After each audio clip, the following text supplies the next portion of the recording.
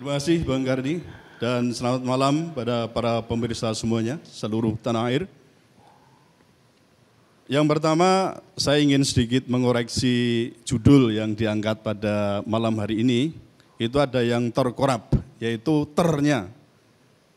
Judul itu kan agama musuh besar Pancasila. Nah, ini ternya hilang ini Bang Karni. Terbesar ya. Ya, jadi sesuai dengan apa yang disampaikan oleh Profesor Yudian Wahyudi, itu dia menyatakan bahwa ya kalau kita mau jujur, maka musuh terbesar Pancasila itu adalah agama.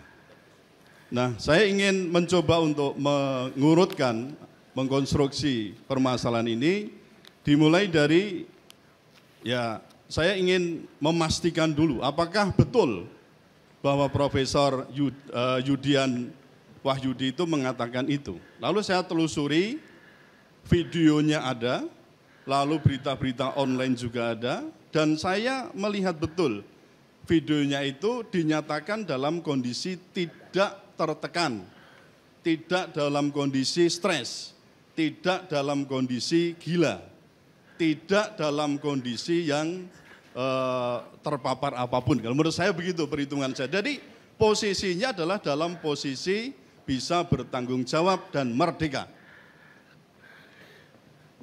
Nah, kemudian ini menimbulkan dampak yang sangat luas. Bukan hanya dunia online, dunia maya, tetapi juga di dunia nyata itu menimbulkan dampak yang meluas. Ada pro kontra, sampai tadi sudah sampaikan kalangan dari DPR menyatakan ketidaksetujuannya, dari MUI, kemudian dari kalangan bukan hanya Islam, bahkan tadi Romo Magnis Suseno, kalangan Nasrani juga menentang pernyataan itu. Nah lalu itu di tanggal 12, setahu saya tanggal 13 sudah ada klarifikasi dari beliau, tapi saya lihat itu semakin blunder yang menyatakan bahwa di dalam kehidupan berbangsa dan bernegara kita itu mesti menggeser kitab suci itu ke konstitusi, bahkan sampai pada klausul atau statement yang dinyatakan itu bahwa konstitusi itu di atas kitab suci. Nah, dari sini kemudian menimbulkan dampak yang lebih luas lagi. Dunia maya, dunia nyata juga terpapar, ya sampai pada titik tertentu timbul antras, ketidakpercayaan terhadap yang bersangkutan, yaitu Profesor Yudian Wahyudi dan juga BPIP. Bahkan sampai ada plesetan, ya BPIP itu menjadi badan perusak ideologi Pancasila.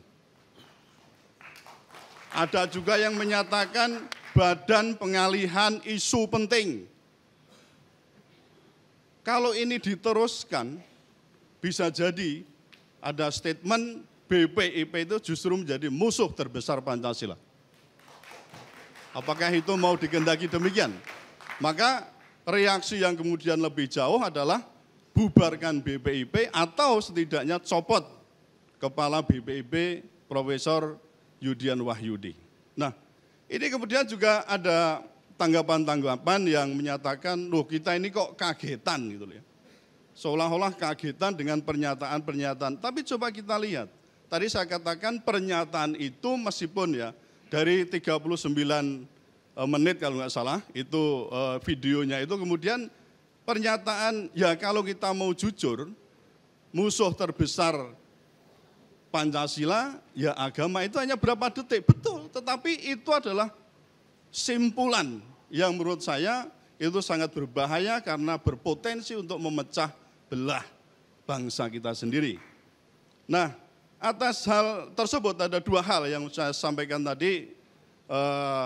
Pertama adalah musuh terbesar Pancasila adalah agama. Yang kedua, konstitusi itu di atas kitab suci. Nah, saya ada tiga hal untuk menanggapi ini. Yang pertama, terhadap kedua pernyataan itu, saya mengatakan ini adalah pernyataan yang pertama ahistoris. Yang kedua adalah ateis. Dan yang ketiga adalah anomis. Mengapa saya katakan itu ahistoris? Yang pertama, kita tahu sendiri ya, bahwa agama itu sebenarnya lebih dulu eksis dibandingkan dengan Pancasila. Ini kalau dari sisi sejarah. Bahkan dalam mempelajari Pancasila, saya biasanya membagi itu dalam 3 hal. Yang pertama adalah perspektif historis, yang kedua perspektif ketatanegaraan, yang ketiga perspektif moral. Itu pun nanti kalau di mata kuliah lain ada, yaitu filsafat Pancasila, yang itu lebih tinggi dari itu, jadi lebih kepada hakikat nilai-nilai Pancasila itu. Itu ada 2 mata kuliah kalau di perguruan tinggi yang saya ampu 2 mata kuliah itu. Jadi kalau kita lihat itu berarti apa? Sebenarnya Pancasila itu ya anak peradaban bangsa ini. Maka sering dikatakan secara historis, nilai-nilai Pancasila itu tidak lain adalah nilai-nilai puncak sosiokultural dan agama di Indonesia. Jadi sangat tidak mungkin kalau agama itu menjadi musuh terbesar Pancasila. Kemudian yang kedua, sejarah perumusan Pancasila itu juga melibatkan para tokoh agama. Sampai pada Jakarta Charter, Piagam Jakarta.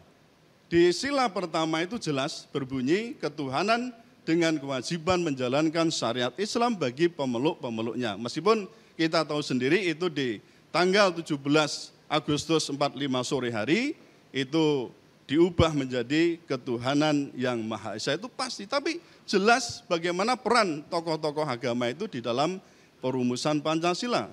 Ya, pertanyaan kita, mana mungkin agama itu kemudian dikatakan sebagai musuh terbesar Pancasila. Kemudian pengakuan bangsa Indonesia terhadap esensi agama, yaitu tentang Tuhan, itu juga kita lihat. Mulai dari pembukaan sampai pada batang tubuh Undang-Undang Dasar 45 itu ada semua. Alinea ketiga, alinea keempat pembukaan, sampai pada pasal 29 ayat 1. Jelas itu menyebutkan bahwa negara berdasar atas ketuhanan yang Maha Esa. Jadi dari sisi historis, pernyataan tadi saya katakan ini adalah ahistori atau ahistoris. Itu yang pertama. Yang kedua, pernyataan tadi juga saya katakan ateis. Mengapa saya katakan itu ateis? Karena kita tahu sendiri bahwa Pancasila itu kan sebagai rex ide. Jadi sebagai ide hukum. Bagaimana hukum di Indonesia itu, atau bisa kita katakan human law, itu dibentuk. Tidak boleh hukum yang di Indonesia itu dibentuk tidak berdasarkan pada Pancasila. Terutama sila pertama itu sebagai, boleh saya katakan sebagai epicentrum sebenarnya. Epicentrum sila-sila yang lain itu adalah sila ketuhanan yang Maha Esa. Jadi ketika mengatakan bahwa agama itu adalah musuh terbesar dari Pancasila, saya katakan itu ateis. Yang kedua, pembentukan hukum, kalau kita lihat dari teori hukum, misalnya dikatakan oleh Thomas Aquinas, bahwa human law itu dibentuk berdasarkan 2 hal. Yang pertama adalah divine law, itu bisa dikatakan eternal law and scripture. Jadi yang tertulis itu adalah kitab suci. Kemudian yang kedua natural law, itu berisi tentang aspek-aspek moralitas kebaikan yang melekat pada kodrat manusia. Nah, human law itu dibentuk berdasarkan apa? Sumbernya adalah kitab suci. Maka tidak mungkin kita bisa mengatakan bahwa konstitusi itu di atas kitab suci. Kalau saya tetap berprinsip bahwa kitab suci itu berada di atas konstitusi. Ini kalau kita lihat dari sisi teori hukum, maka kita akan menemukan apa yang dikatakan oleh Thomas Aquinas itu benar adanya begitu. Lalu yang ketiga, saya katakan adalah anomis. Berarti apa? Pernyataan itu sebenarnya menyimpang atau bertentangan dengan hukum. Apa implikasi hukum atas pernyataan bahwa musuh terbesar Pancasila itu agama dan kemudian konstitusi itu di atas kitab suci? Saya katakan ini ada dugaan kuat telah terjadi perbuatan yang memenuhi unsur-unsur pasal 156 atau pasal 156A KUHP. Itu tentang penodaan atau penodaan agama. Nah, pasal ini kan tidak pasal aduan. Ini adalah atau delik biasa maksud saya. Itu bukan delik aduan tapi ini delik biasa. Yang berarti apa? Sebenarnya dengan ada bukti yang cukup, ya di awal, bukti awal yang cukup, polisi itu sudah bisa langsung memeriksa yang bersangkutan tanpa harus menunggu laporan dari masyarakat. Nah, belum lagi kalau kita kaitkan dengan Undang-Undang Nomor 11 Tahun 2008 tentang ITE. Itu juga memenuhi unsur-unsur pasal 28 ayat 2, yaitu tentang menyatakan dan mengeluarkan perasaan permusuhan terhadap salah satu atau beberapa golongan, dalam hal ini adalah agama-agama di Indonesia. Nah ini mestinya kalau saya di medsos saya mengatakan, lah kalau ini enggak diproses atau perlu kita itu demo rame-rame, berjilid-jilid lagi. Nah jadi permasalahan besar di situ, kalau ini ada sense ya, ada kepedulian terhadap itu.